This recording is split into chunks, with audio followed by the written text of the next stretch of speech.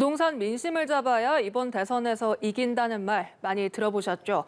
또 2030 세대, 일명 MZ세대 표심이 승패를 좌우할 것이란 전망도 있습니다. 네, 대선 판세를 가를 주요 변수는 무엇인지 구아림 기자가 정리해봤습니다.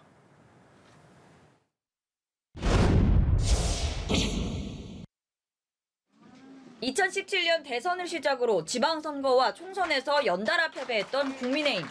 지난해 보궐선거에서 4년 만에 승리를 거머쥐었습니다. 고 박원순 서울시장이 내리 3선을 했던 서울시장을 탈환한 배경에는 바로 부동산 민심이 있었습니다. LH 땅 투기 의혹 사태와 문재인 정부의 부동산 정책에 실망한 유권자들은 더불어민주당이 아닌 국민의힘을 택했고, 21대 총선 당시 서울 49석 중 41석, 민주당이 싹쓸이했던 수도권 민심이 요동치기 시작했습니다.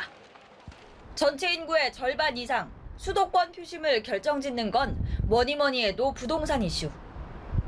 민주당 이재명 후보가 양도세 중과유예, 종합부동산세 완화 등 세금 완화에 방점을 찍으며 문재인 정부와 차별화한 공약을 쏟아내는 배경입니다.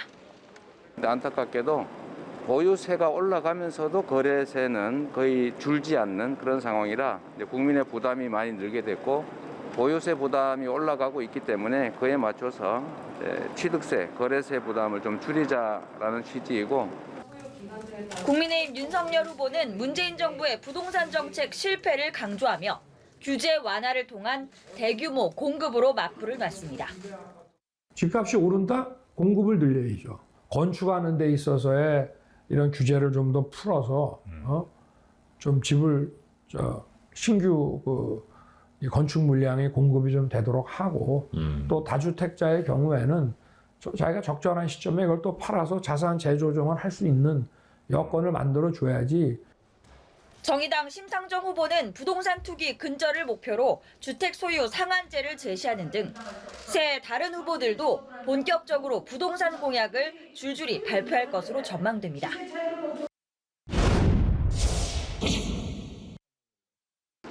또 하나의 변수는 20, 30대 표심입니다.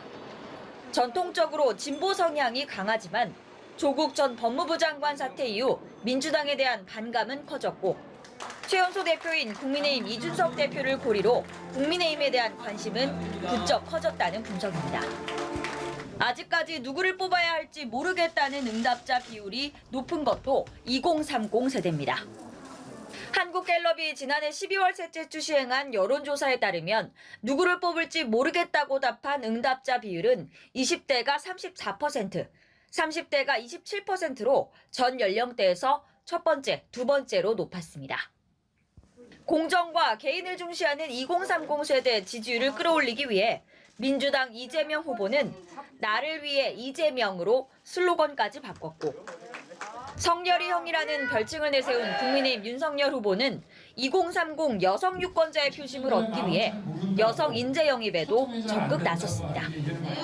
양강구도에서 틈새를 파고드는 정의당 심상정, 국민의당 안철수, 새로운 물결 김동연 후보도 연일 청년들과의 스킨십을 늘리는 상황.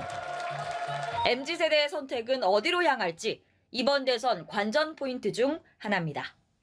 연합뉴스TV 구아림입니다.